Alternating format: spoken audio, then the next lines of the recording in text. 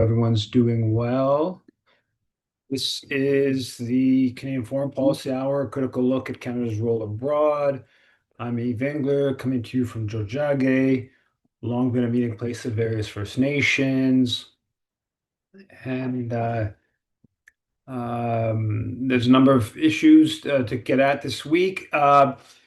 We have a full hour, so if we have a bit more time for comments and questions because there's no campaign mobilization meeting this week. I guess I'll get right to it. There was a prof who posted a thing about Mark Carney's climate policies and what he's done in the first month. And it's pretty bad, right? Like there's been all these stories I talked about it previously about um, they're just dropping the emission target for 2030, dropping the emissions targets for 2035, not even going to hit Stephen Harper's targets. And so what she writes is that Carney has, in 6 months, suspended Canada's clean electricity regulations in Alberta, weakened methane regulations, scrapped the oil and gas sector emissions cap, abandoned Canada's consumer carbon pricing system, ended Canada Greener Homes retrofit program to electrify and improve household efficiency, ended Canada Greener Homes loan program to electrify and improve. Oh, I repeated that one. Ended the electric vehicles program, delayed Canada's zero emissions vehicle mandate, passed Bill C5, Building Canada Act, to allow government to override 12 laws and 7 regulations, including the Canadian Environmental Assessment Act for designated projects, committed to clawing back Canada's anti-greenwashing legislation, announced plans to eliminate a tax on private jets and yachts, weakened the Alberta industrial carbon price from the 170 ton it should have been if the federal government enforced its own policies to 130 ton. So that's, and I know there are a couple more too. So it really is, he has this kind of green climate profile, and his background is sort of green capitalist when he was at Brookfield, but it's been pretty aggressive. I call it deregulation or call it um, climate criminality. This is what Carney has done right off the hop. And as far as I know, with maybe the exception of the consumer carbon price, and I don't even know this for sure. I have to go look back. None of this was really, he wasn't proposing this, right? This wasn't part of he wasn't coming in saying we're going to drop our efforts at different emissions targets. That wasn't part of his platform for the election. And of course, just to, I don't repeat this, I've said it many times, but Canada has one of the highest per capita. Some show the highest in historical per capita emissions, greenhouse gas emissions of any country in the world. The Globe had a piece about Canada must consider risks of selling uranium. And apparently there's a $4 billion uranium sale that's pending with India. And the article kind of goes through India's failure to sign the treaty and non-proliferation treaty, and a bit about the history of Canada having played a role in India's the CANDU reactors and India getting nuclear weapons. We'll see where that goes.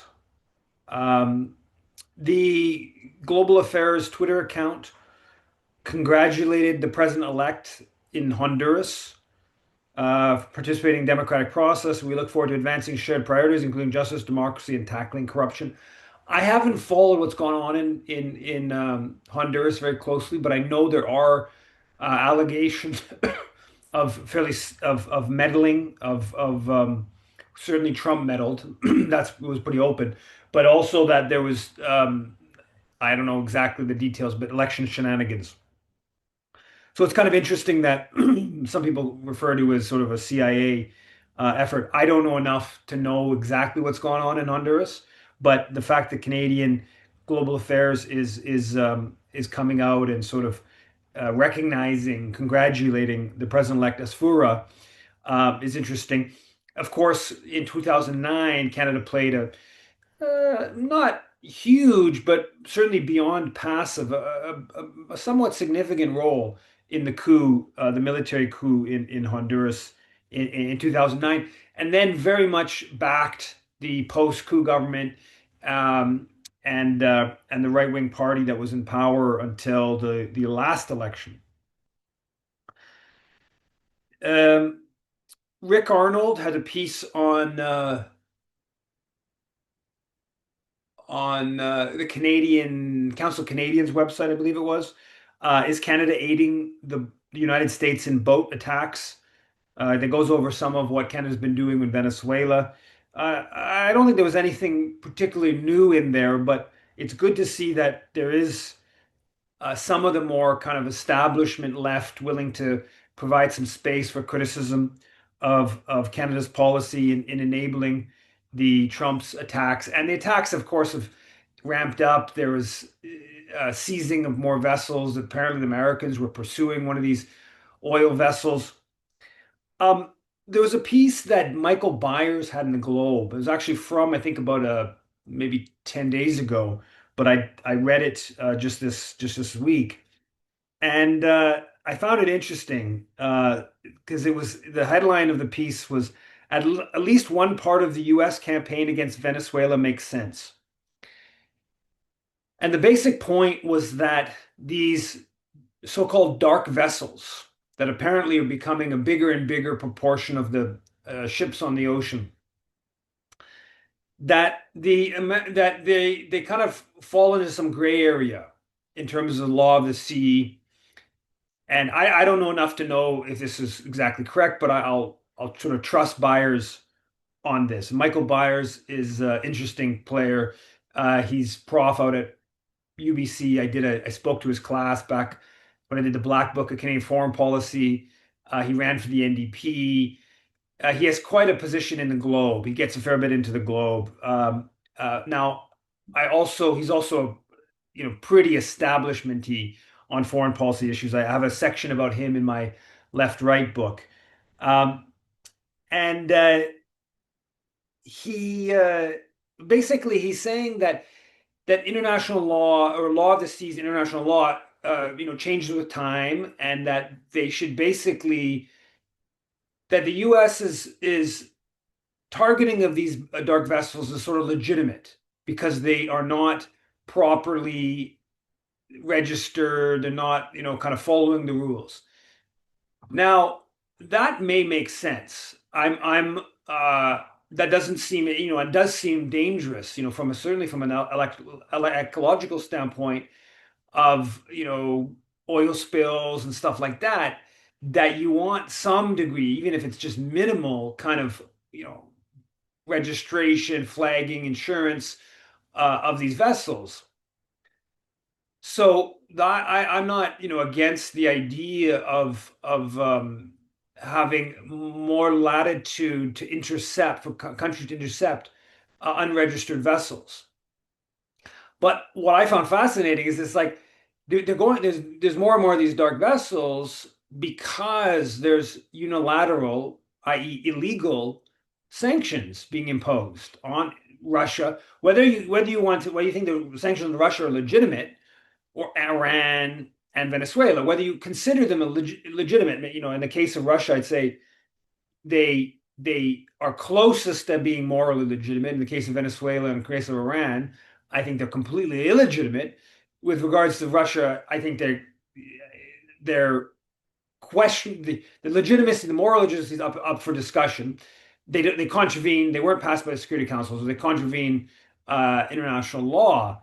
And I just find it totally fascinating to see Michael Byers. It's like he's, here this is onslaught against the Venezuelan government, and he's jumping in with like a sort of like Trump is making some steps forward in international law, or potentially offering us an opportunity for some step forward in international law, which is, fine. That's true, probably. I even will agree with them, but it's like the context is one of just complete and utter criminality by the U.S. Vis-a-vis Venezuela specifically, but more generally on sanctions.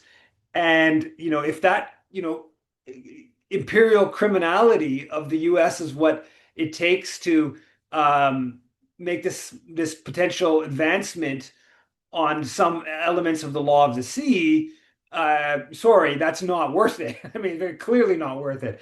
Let alone you get into stuff about the U.S. hasn't even signed the conventional law of the sea and stuff like that. There was a story I saw posted from the Waterloo paper, I believe. It says the title was the librarian who was under surveillance inside the RCMP operations against radicals and leftists. And he was just basically like this librarian who was under surveillance RCMP 50 years ago. What was interesting is why they in the story why they say she found the files about her, and it was that she was part of this the DEC Development Education Center, which in the late 60s, early 70s were these sort of kind of lefty-ish international uh, education kind of they were tied to CETA, the aid agency, kind of coming out of CUSO, which is the initial NGO, Canadian University Services Overseas, the initial non-religious NGO that's kind of sort of created by CETA or the predecessor of CETA in the mid 60s. And but anyways, in this article, what they say that one of the reasons she comes under surveillance is because she was involved in setting up Between the Lines publisher, but also that her deck, which is I think a bit more establishment, is kind of tied to official aid agency kind of money and stuff, but that they shared an office space with the Latin American Working Group, LOG, and the Toronto Committee for the Liberation of Southern African Colonies. And now LOG, I read a lot of LOG had this newsletter, very good stuff 15 years, 20 years. I read, I think, all of it that was at the McGill Library for the Black Book of Canadian Foreign Policy. They have all kinds of good stuff on Canada's role in the coup in Chile, stuff on 65 in Brazil. Oh, no, sorry, 64 in Brazil, the coup against I'm blanking on his name right now, the Social Democratic president of Brazil, stuff on Dominican, I think in 65. Anyways, but also then the other part is that like it also just reinforces the point, this notion of Canada was against colonialism and apartheid in South Africa, which is like they were spying, of course, in the mid 70s on those who were working against Portuguese rule, the apartheid regime, etc. The Globe had a piece today, the business section, Ontario's economic development minister focusing on defense investments. And this is just, this is a constant now. This is a kind of a theme. I wrote a bit about it in an article a few days ago about militarism being the top issue of the year. It's just a theme now. Like there's almost a story every couple days in the business section, some other provincial, federal, crown corporation, more militarism, just some investment fund, some capitalist fund, yeah, focusing more on the so-called defense, etc. Um, the in that that just made me think of in so I argued that I think I talked about last week, but I wrote a piece about it, published it 5 days ago or so, about militarism being the top issue of 2025. And in that piece, I talk about how the breach does this annual rewind, and they don't talk about they just like 6 words about how Canada's defense sector is U.S. dominated. There's nothing about like Mark Carney's radical militarism. And there was also a piece in last night. I read late last night in the CCPA Monitor about sort of a 2025. I think it's from Mark Lee, maybe the head economist there at the CCPA Monitor, about the year in review. And again, there's like he has like 4 words in a 1,000-word article that mentions military. And what made me just triggered in my mind is that what's really like revealing in the article is that he uses the word defense, right? anybody who uses the word defense when describing increased Canadian military spending is just you're already halfway down the path, right? Like if you frame this as defense, I'm sorry, like that's just disconnected from reality. The Canadian military is not structured to defend. And there's a story in the CBC this week that gets to it, that kind of point. And the headline was Navy ponders concept of Canadian-built amphibious landing ship for Arctic operations. And the point basically is the military, the Navy's long wanted these types of ships that can have like aircraft, helicopters, and I guess smaller ships that can, you kind of you arrive somewhere and some ships come off and helicopters come off and whatever. And the it's about like these greater ambitions because the military funding is just going up so much. Now these projects that have kind of like been on the back burner, ideas the military would like to have, now all of a sudden it all seems possible. But what's interesting about this piece is the framing and the headline is about how this ship landing ship for Arctic operations. Okay. And that's the frame. It's all about Arctic operation. And this is all, of course, bullshit, right? That the Arctic operations is the defense framing. And when it gets down to it, the point of the ships is going to be is to, alongside NATO, alongside the US, we're going to land in Venezuela, and, right? We're going to land in Libya. We're going to, right? And we're going to have these helicopter and the smaller ships going to come off. And we're going to, get the troops onto the ground right away. That's what it is. And in the piece, they have a photo of a U.S. amphibious assault ship, USS Jima, and they have a photo of it from December 17th, of course, in Puerto Rico, right? Right, basically as part of preparing or not preparing, isolating Venezuela as part of the U.S. military buildup. And this notion that this is going to be a defensive ship, it's possible. It's possible it's going to be used to defend in the Arctic, but I would bet pretty good money on the fact that it will be used in offensive operations. Zelensky was in Halifax on Sunday, no, on Saturday, I think, Saturday. Uh, and uh, Carney met him and made a pretty massive announcement, which is 2.5 billion loan to assist Ukraine. And there's been big pushback to this, mostly from the right, quite big pushback online from the right, kind of Trump types, Canada Maple, so-called Maple MAGA types, which has always been interesting. The bulk of the criticism of the proxy war in Canada comes from that sector. Obviously, there's some, lefties also pushing back on it. I posted a couple of things. But this is big money. 2.5 billion is fascinating because they just cut 2.7 billion from the overseas what do they call development assistance program, global affairs, $6 billion file. I think it's about, I looked at the numbers, it's hard to get a grasp of exactly what it is, but 10, maybe it's 12, somewhere around 10 billion. That's Canada's full international assistance kind of annual budget.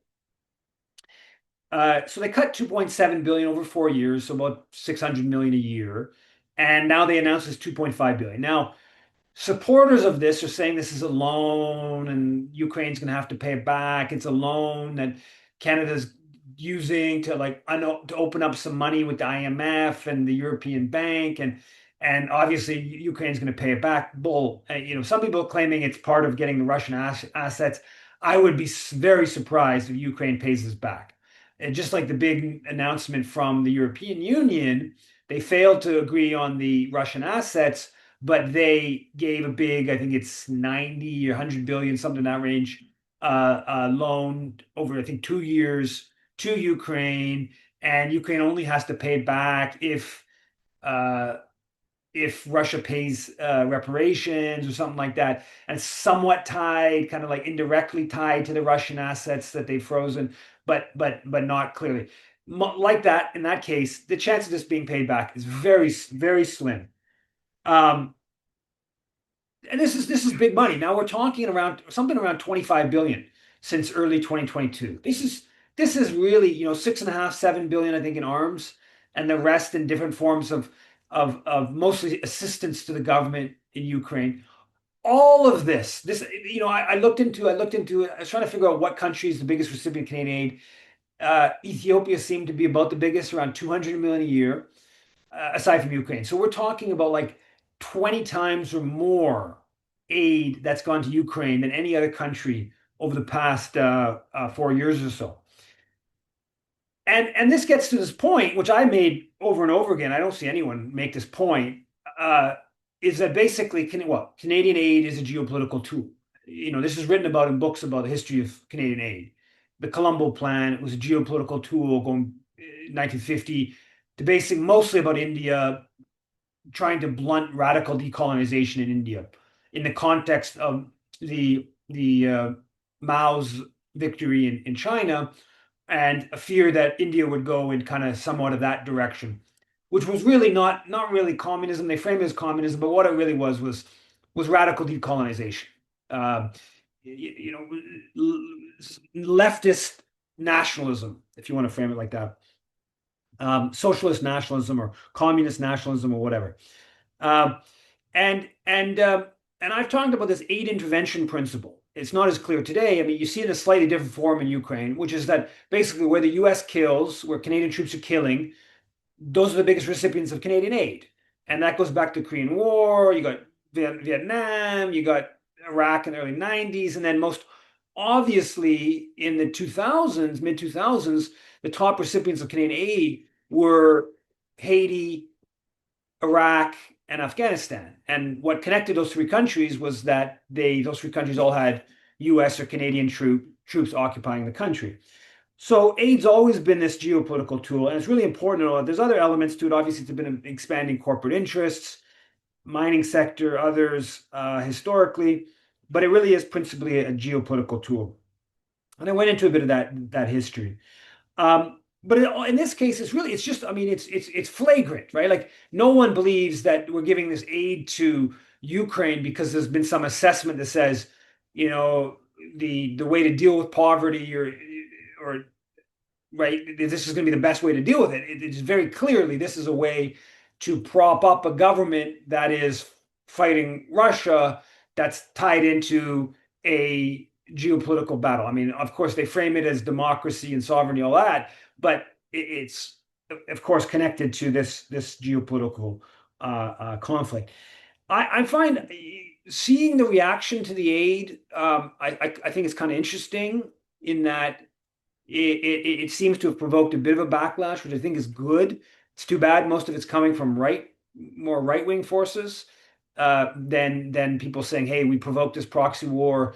This is bad for Ukrainians." It's more coming from the angle of like, stop giving international assistance. I of course don't hold that notion. I think the notion of actually deepening international assistance, like I've talked about, like transfer payments, global transfer payments, just like we have within Canada. I think that's kind of the model we would actually want, in a better, more functioning internationalist global order. But we're very far from that, of course. But in the here and now, aid is principally a geopolitical tool, and it's important to know that. A couple things though on Ukraine I want to talk about. I saw a couple things that are interesting.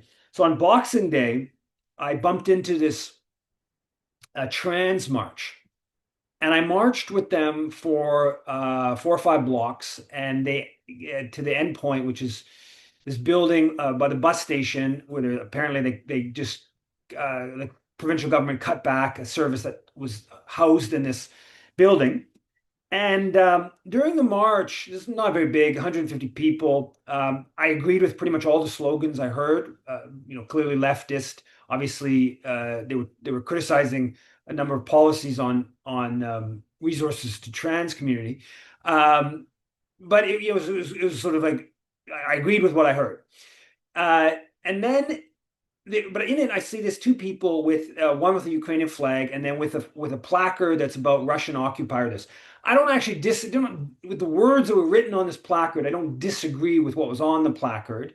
Can't remember the exact words, but I know the politics behind that. That's a different story, right?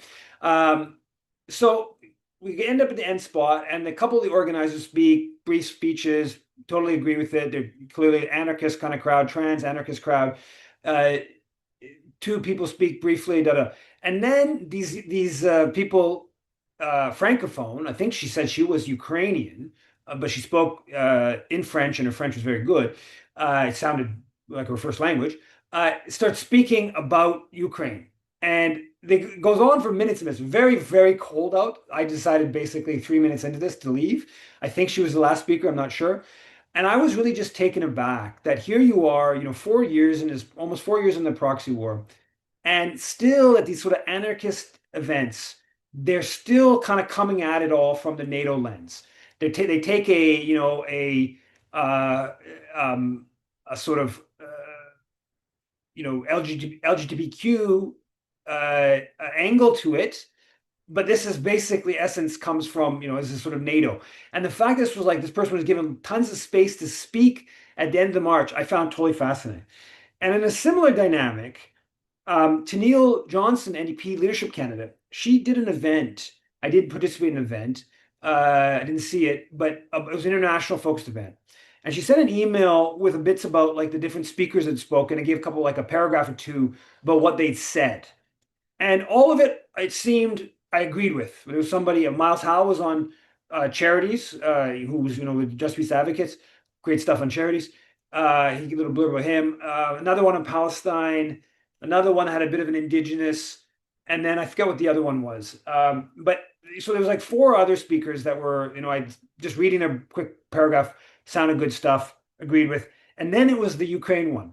And there's this guy by the name Adam Palumbo, and what he said in this email is he highlighted the ways in which Russia is committing ethnic cleansing within Ukraine by using forcible translocation, erasure of Ukrainian identity, erasure of Ukrainian symbols, mass killing, and torture. Adam ended his section by advocating for more of the spotlight to be given to this ongoing act of ethnic cleansing.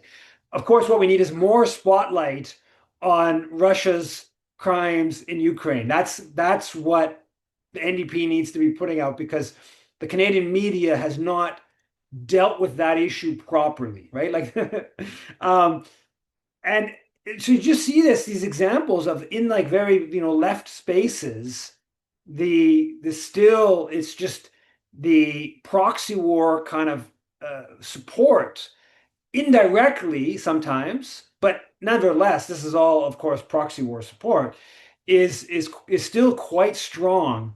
Um, However long we are into this horrible war, and I, repeat as I have many times, this is not an endorsement of Russia's actions. I think Russia's actions are brutal, contrary to international law, but they are of course are provoked, and you never find any of these people in left spaces mentioning that very clear, well documented history. Um, I probably should have said this a little earlier with the militarism stuff, but I did a piece this week on contrasting Canada-Mexico military spending. I was very taken aback by these numbers. I knew that the Canada spent a lot more in its military than Mexico, but I didn't get how wild the divide is. So in this fiscal year, according to numbers I found, and I do kind of, I would like to see somebody do a deeper dive into this whole question of contrasting the Canadian and Mexican military. But the numbers I found, and I searched around a decent amount, is that Mexico spent 12 billion, 152 billion pesos, 12 billion Canadian in 2025, and Canada's 63 billion. Now, there was a little bit of accounting juggling. About 9 billion of that is accounting juggling that Carney did when he tried to get to the 2% of GDP by the end of this fiscal year. Um, so he took stuff that was, I guess, military associated, but not then under Department of National Defense, and brought it under. So the Canadian number would be a little bit inflated in some ways. Nonetheless, that's 5 times. Canada's GDP is only about 20% bigger than Mexico's. Mexico has about 130 million people. Canada is about 40 million, 41, I believe. And Mexico's was cut by 40% this year. Canada's increased by about a third. Okay, so very different look at the world. Mexicans, on a per capita basis, spend about $100 per on the military, whereas Canada is at 1,500. So 15 times. There's a lot in there to unpack.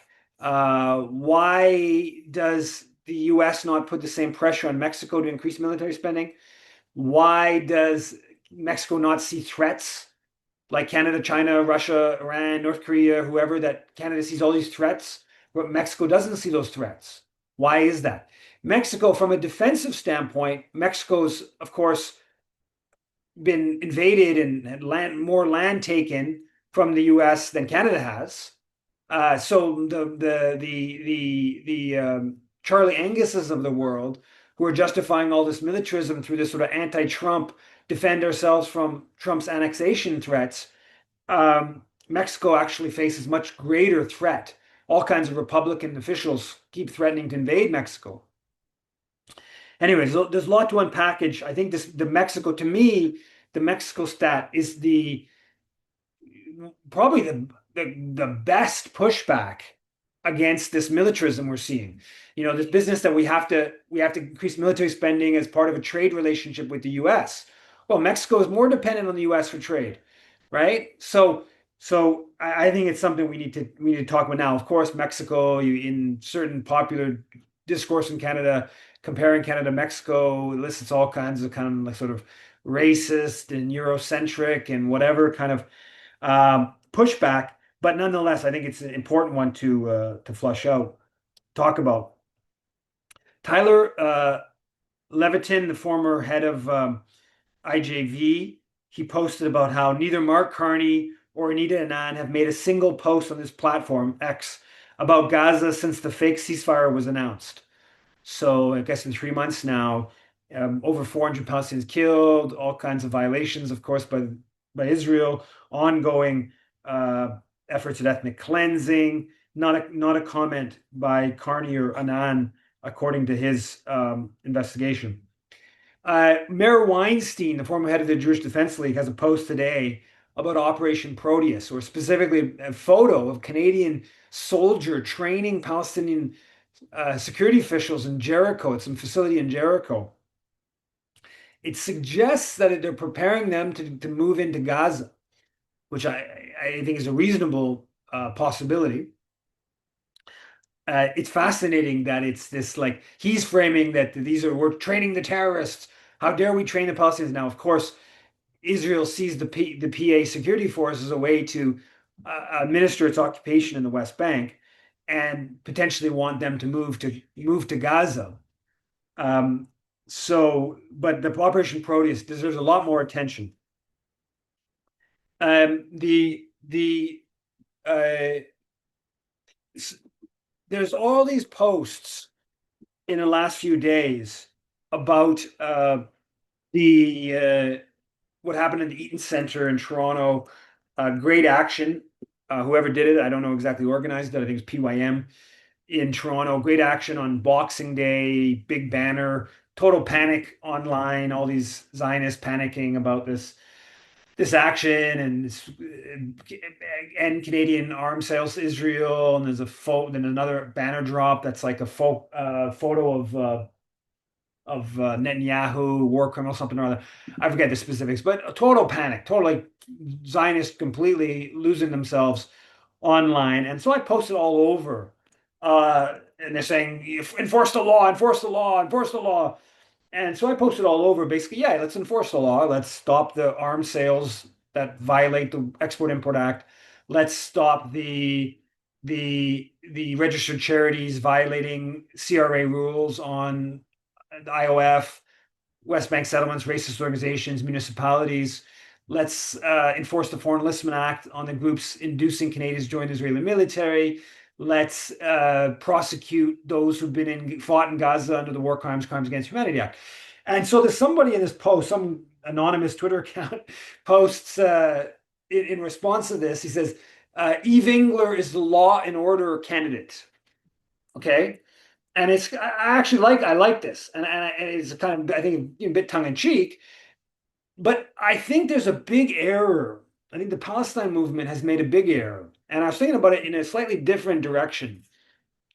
Uh, and it got me going from a post that Don Davies, the NDP interim leader, had, where he posts in response to Anita Anand complaining about settlement expansion in the West Bank. And his post is something to the effect of enough with the words, it's time to sanction Israel, which is good. It's good from an interim NDP leader. That's a good, that's going in the, in the right direction. And the point, of course, is a good point. But I honestly feel at this point, 2+ years into this, and quite frankly, this should have been the case before the genocide in Gaza. Uh, we need to be a little bit more clear. Our consciousness has to be a little higher in all of this. And like we can frame it as sanction Israel, but all we're like, if we just we've just uphold existing Canadian law. That would go a long way in quote unquote sanction Israel. The point of sanction go beyond rhetoric. 100% agree. Go beyond rhetoric. I agree completely. Nita Nan should be always pressured. But this, like, we need to be clear about we're actually calling for sanctions in the sense of what happened in apartheid South Africa. Fine, yes, I'm not against that. I support that, but that's so many steps away from where we are. So, and the notion of sanctioning, it's like, like end trade with Israel. Again, I'm supportive of that. But it's like we're subsidizing, all Canadians are subsidizing projects in Israel that contravene existing CRA regulations. I'm not saying let's bring in new CRA regulations to basically ban all of this subsidy to any project in Israel. That I completely agree with. Why would we subsidize any of this rich country? Completely agree with, but that would be new laws. I'm saying in the current laws that we have, right? In the current regulations, same thing with regards to Foreign Enlistment Act, War Crimes Act. So it kind of irks me to see people with, again, I completely agree with the point of, move beyond rhetoric, impose some punishment or some cost on Israel, of course, but the cost on Israel at this point is really just withdraw like this unique support that we give this lawless genocidal apartheid state, right? That and we have to be able to be at this point. I think we have to be far higher. And so the business about like in the Zionists go running around, oh, force the law, stop people from going into a mall to have a protest. Yeah, let's censure the law. Let's censure the law in this discussion. And the law is on our side. Yeah, we can debate whether maybe that's private property, and the police or the mall security have the right at some point to kick you out according to existing law. It sounds like they left anyways on time, so whatever, they didn't break the law, but you can have that discussion, but that's inconsequential. Whatever violation of the law at the mall is inconsequential to the laws that are being broken. The cost, the money we're losing in subsidizing Heather Reisman and Jerry Schwartz is subsidizing non-Israelis to join the Israeli military through the Hesek Foundation for Lone Soldiers is so much greater than these other questions, right? So I think we have to be a little bit stronger on some of that. Um, I mentioned the breach recap. In this breach recap, Rewind 2025, Martin Lukash his talks about what he expects for Justin Trudeau after Trudeau, he's left office, and basically Martin says Trudeau's going to become this like leftist. That he was a leftist before, he went to like a leftist liberal, a progressive liberal, let's call it that.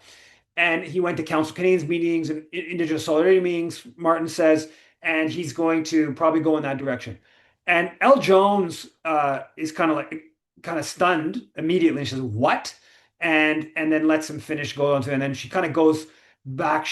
I think a little bit soft, but she kind of comes back. I don't think Trudeau is going to turn into some leftist outside of office.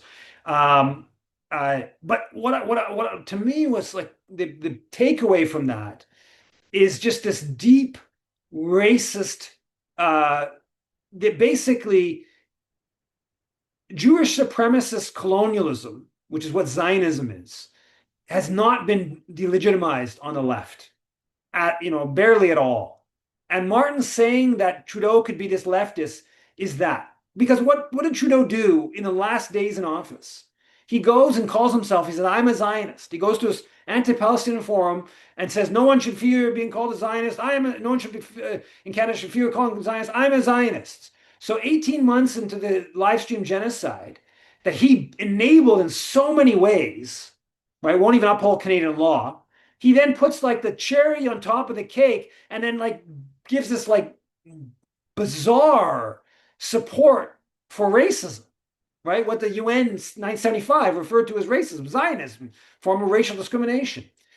And the notion that Martin Lukish would say that like Trudeau's going to turn into some like progressive liberal outside of office when Trudeau should be the face of enabling this genocide, who then makes this outrageous comment when there was not even the obvious political need to do it, as i.e. he's leaving office. He'd already announced 2 months earlier, and he was about to, it speaks to me. There's still this it's acceptance of Zionism. There's not a recognition of, first of all, like this is somebody saying, jump out and say, "I'm a Zionist, a proud Zionist." You're just like, what's the difference with that saying, I'm a King Leopold II supporter. I'm an Adolf Hitler supporter. That's what that is, right? That's how it should be viewed. And yet it's not even on, into the pretty far left pro-Palestine kind of world. A couple of things. The thing on, I talked about this, I think, last week at York. The person whose exhibit she got fired for having Free Palestine, got it suppressed. I talked a little bit about the Eaton Center, the panic, Zionist complete and utter panic about the Eaton Center protests in Toronto. Just so authoritarian, just open. That Lisa MacLeod, who's the former MPP, six-term MPP in a suburb of Ottawa, she called me a homegrown terrorist. Whereas that Masha Kleiner, I think she's in Vancouver, said Canada doesn't only harbor foreign terrorist leaders, we also have homegrown ones. Eve Engler. Somebody was saying that, but how if the RCMP won't arrest me, Mossad should take me to Israel for interrogation. The ongoing Zionist authoritarian push, you see it on X. Now, I think it's obviously the algorithm on X is just deeply anti-Palestinian and deeply right-wing. But it's really pretty intense to see how open and aggressive they are on the repression. Greta Thunberg got arrested on I think Tuesday it was last week, and in London with a Palestine action sign. I oppose genocide. I I support Palestine Action, I think is what he said. And it was about the hunger strikers, the Palestine Action hunger strikers in the UK. And I wrote a piece that kind of said that most NDP members would be appalled by Thunberg being arrested for holding a placard. But I basically said, well, the NDP's upheld these kind of legislation. It's not as extreme, of course, in Canada, but they have. The NDP supported Sami Doon being listed, has supported the terrorism list, kicked me out of the leadership race. One of the mentions was on the opposing the terrorism list.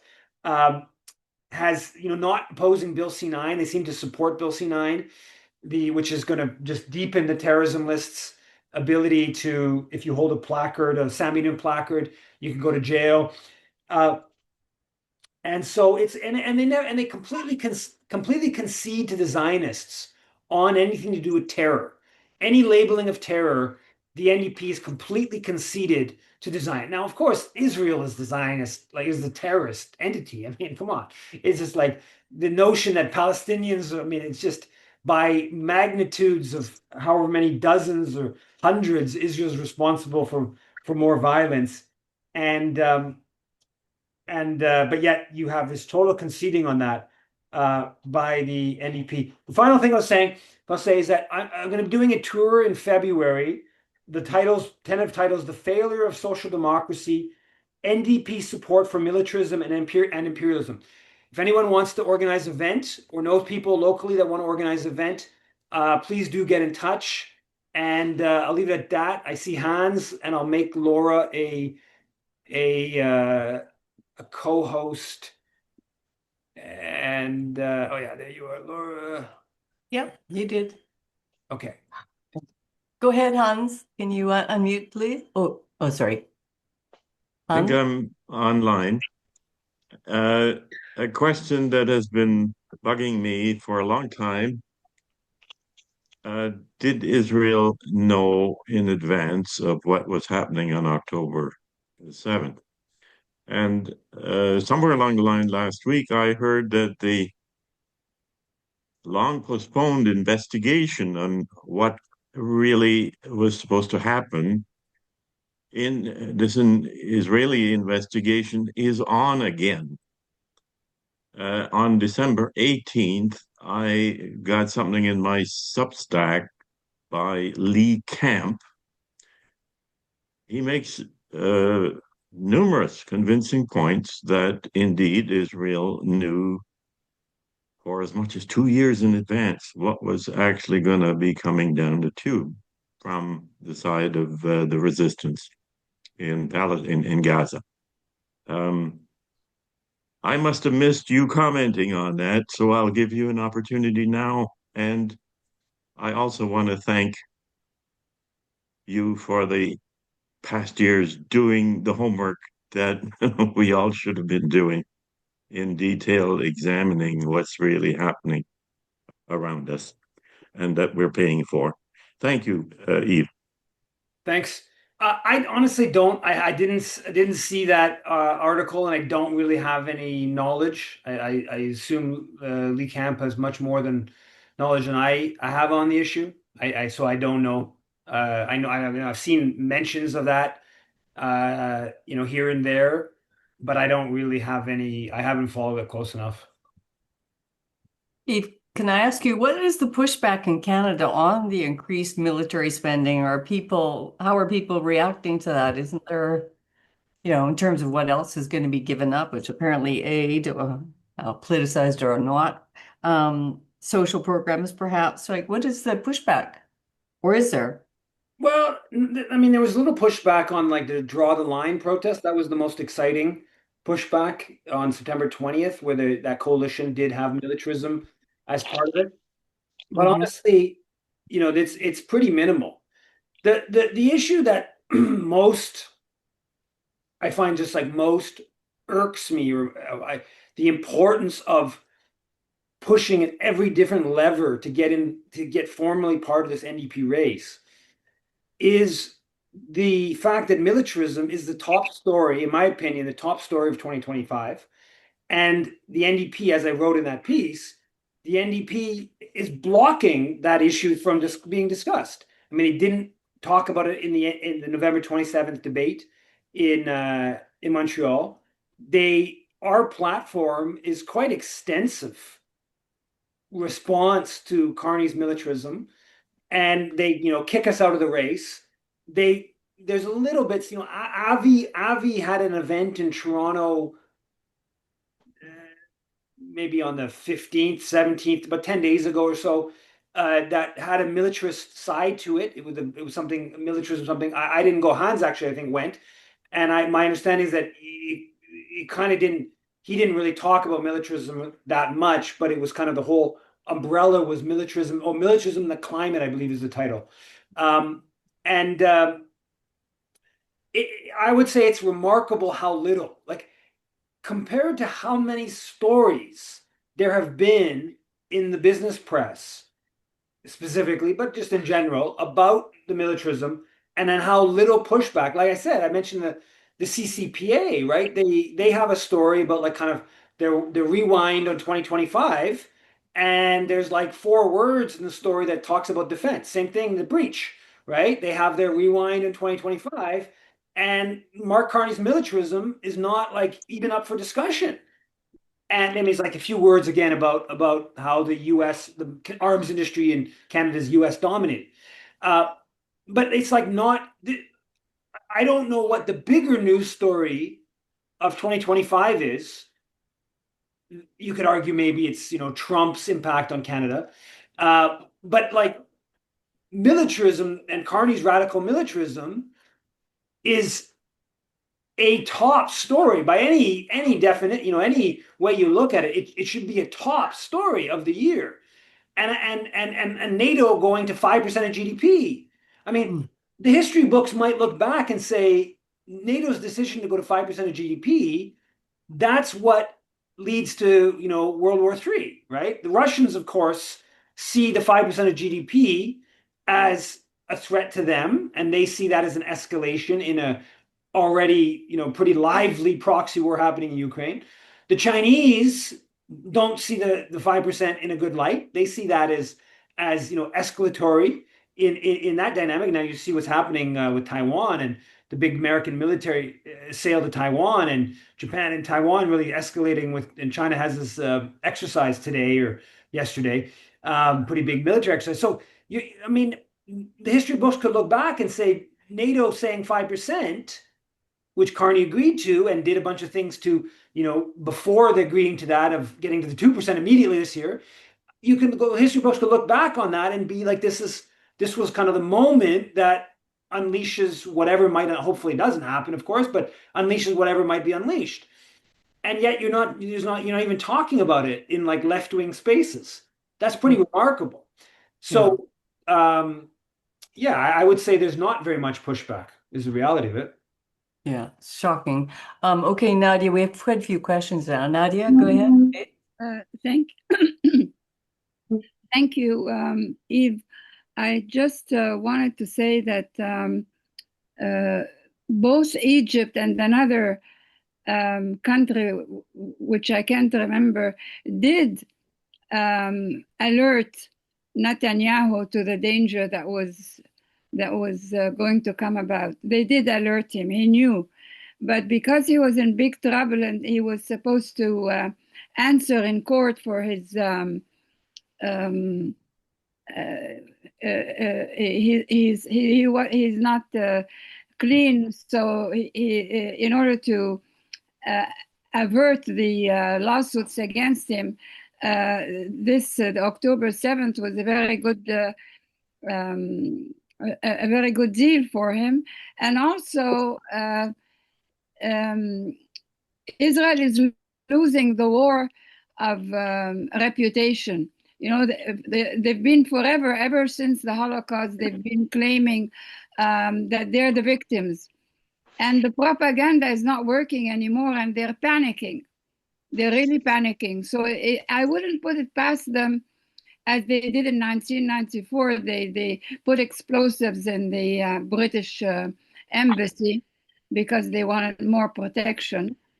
So they put explosives and then blamed it on the Palestinians. So I wouldn't put it beyond them to do this again.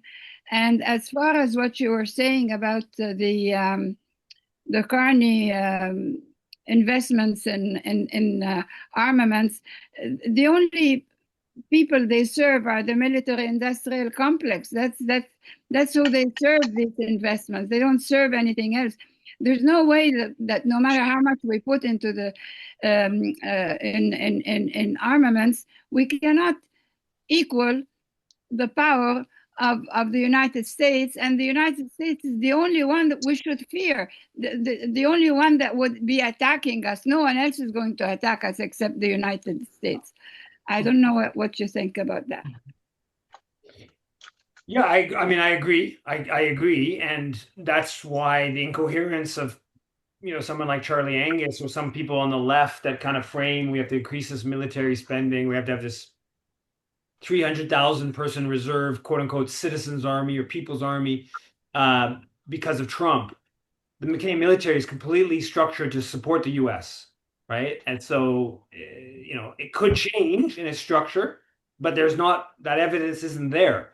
As David Puglisi has reported dozens, at least a dozen, probably dozens of times now, past 6, 8 months, the Canadian military command leaders are trying to deepen ties amidst Trump's threats, trying to deepen ties with their U.S. counterparts. So definitely, it's that's the the reality of the Canadian military. Sandhu, go ahead, please. Thank you.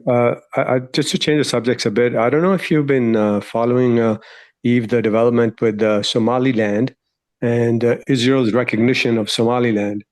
And it was subsequently followed up by, naturally, Taiwan recognizing Somaliland as well. But with Netanyahu's visit in the White House today, no questions from the journalist, everybody from the EU, African Union, Organization of Islamic States, and so forth have, basically trashed the idea. But other than just that, it's yet another kind of diversionary tactic by Netanyahu. What do you make of that?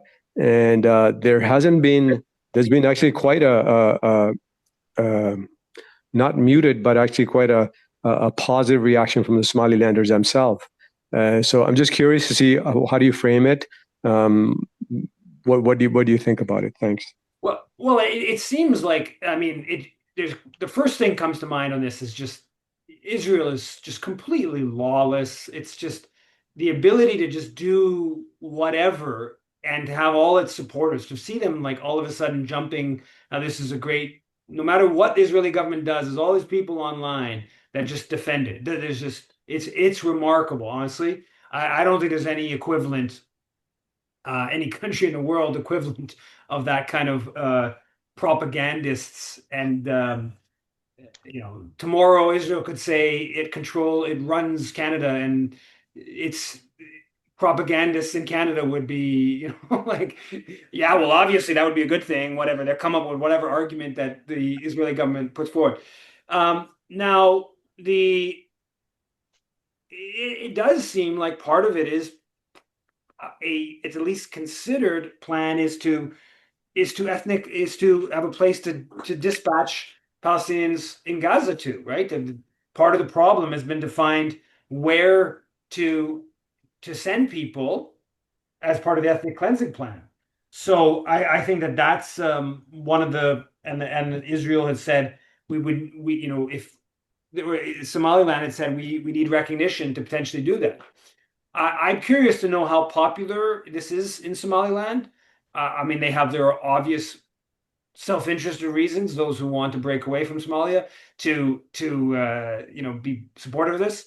I would venture to guess most people are sympathetic with Palestinians, though. But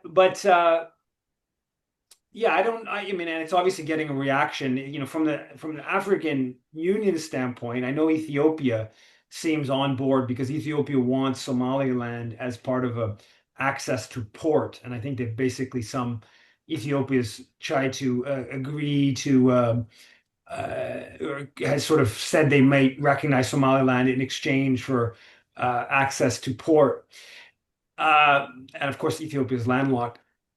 So, but yeah, I mean, but from the standpoint of African Union, I mean, like pretty much every country can easily be divided up into many different countries, right? Anyway, who knows anything about like the different, ethnic and makeup. I mean, not every country is the same, but most countries in Africa have like, dozens even of different groups that could potentially all be their own states, right? So those dynamics. Now, on with regards to Somalia, I mean, the Somali government is a pretty pro-US government. The US is bombing and has troops there and has bombed like 127 times this year in Somalia. There's a Canadian connection to that with regards to the 2006 invasion from Ethiopia. And Canada backed that, not in a substantive way, but backed it very clearly in terms of the Harper government's rhetoric and other significant support to the Ethiopian government and never criticizing Ethiopia's invasion. And it was the Americans that pushed Ethiopia into it. That's what led to the uh, uh, the fighting. I'm totally blanking on the name of the youth wing of the Islamic courts or whatever in Somalia that they're ostensibly fighting. But they basically radicalized what was and turned them into somewhat connected to Al Qaeda, Al Shabaab, yeah. got him connected to Al Qaeda, where they were very much nationalist in orientation, and that was like a whole process that Ethiopia and the U.S. is heavily responsible for. Um, but yeah, so I mean, Israel is just totally lawless. Israel just does whatever. It cared less about international law. It's totally drunk on its power. It's you know, the stuff with Turkey. I mean, I get why Turkey. There was a piece in the Wall Street Journal this week. Israel and Turkey are going to be at war. That's a realistic scenario over Syria. Israel is just, and that's a NATO country, so where that all goes would be interesting. But um, yeah, Israel is just completely lawless, and this is just another example of it. And there won't be any or very minimal pushback. Certainly not the Canadian or U.S. government. It looks like Netanyahu's in Mar-a-Lago right now to try to get, and he got Trump to say that he's trying to get the U.S. to go with him for another attack on Iran, and he got Trump quote. I didn't see the article, I just saw the headline about attacking. We're going to thump them hard, or I don't know, really bellicose language from Trump towards Iran. Um, yeah. Okay, we have one last question from Catherine. Catherine, go ahead. Hi. Yeah, I just want to mention a couple things I heard on the CBC. And one was about they call them amphibious ships, the ones that they think are going to defend Arctic. They were talking about them on CBC, and one of the and I can't remember, it might have been the Current. The guest said that these would have been great in Haiti after the earthquake. And talked about how Canada had such a hard time. We had to fly things in and out, and it just was horrible considering what Canada's stance was not about helping people in Haiti after the earthquake. And the other thing is it's another show. They talked about a poll talking about the number of people in the percentage of people in Canada who support increased military spending. And it was reported in a very weird way, because they said it's the number who support is increasing. And then they said it's 20%. So it's actually, I mean, it's amazing that it's getting so little coverage when the vast majority of people don't want it, according to this poll anyway. Yeah, I don't know. My guess is the numbers are a bit higher than that. The numbers on military spending have increased, but the polling still is all. There's been the basic history of the polling on the military is kind of interesting. It's basically people have respect for the institution, but people, when you contrast it to other possibilities, the economy, money into education. You ask them their political priorities, the military is almost always at the bottom. The economy, environment, social healthcare will be higher. And then you ask them where they prioritize putting money in, same dynamic happens. The military is consistently at the bottom. So the public generally supports the military, has positive view of the military, but then basically deprioritize it either for social spending or for political, they're just their personal priority. Uh, with regards to the Haiti thing, that was, I mean, the earthquake. I mean, they did send ships to the earthquake, and the Harper made a big 2010 earthquake, and they sent ships, and Harper announced that they were bringing like supplies, and there was a couple reports. I quote this in the Harper book and somewhere else. And there's nothing. There was no supplies. There was like a Canadian press reporter that went on and looked around for supplies. There was nothing. There was just troops.